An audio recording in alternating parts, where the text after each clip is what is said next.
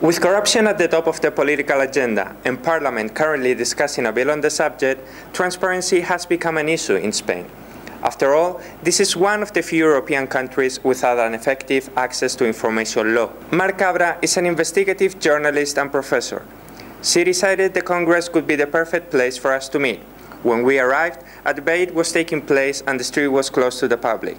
It appeared to us a perfect metaphor for the current situation. Because there are 93 countries in the world that have the right to access information, and Spain doesn't. Spain is behind Uganda, for example, in that sense.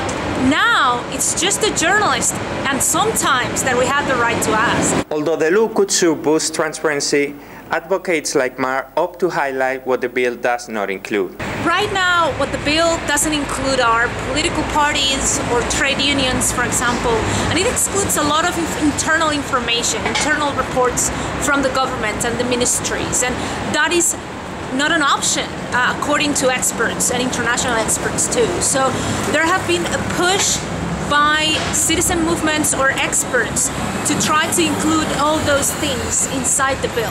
All the public institutions should be included. Access to information should be considered a fundamental right, so it doesn't clash with data protection that much. And also, there should be, for example, an independent organization that oversees on how the law is being applied, because if we don't have an independent institution that takes care for that, it may not work, the law. What about journalism? How does the law affect it on the long term? I think it's interesting to look at the UK, because the law came into effect there in 2005.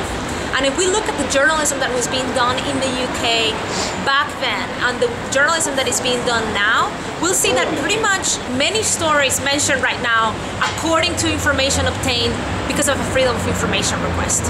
And data journalism can hardly be developed without access to information. So for example, the AP, Associated Press, did a story which is very interesting on terrorism and terrorism policies of the US worldwide, and they made freedom of information requests in, I can't remember, but more than 24 countries.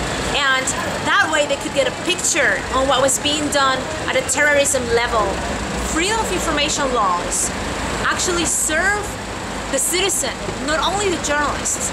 So actually what they help develop is an informed civil society. So the people who benefit the most are people or organizations. Actually, there's a sentence that is sticking in my mind when I started learning about transparency, which is, sunlight is the best disinfectant. Mar also points out the importance of civic initiatives such as tuderechoasaber.es that could encourage citizens to demand more accountability. People were asking a lot of questions, but around 50% of the requests were not answered. It's not that they got an answer saying we cannot give you the information, it's that the response was silence. And that is the real problem that we have in Spain, that the response is silent. That's not going to be changed with the law that is actually being discussed right here in the Congress, in my back. And that's something else that needs to change. These proposals are among the more than 3,000 amendments that the bill received so far, and that the government has not included. When the law is delayed in March, it sure will be good news for Spanish democracy.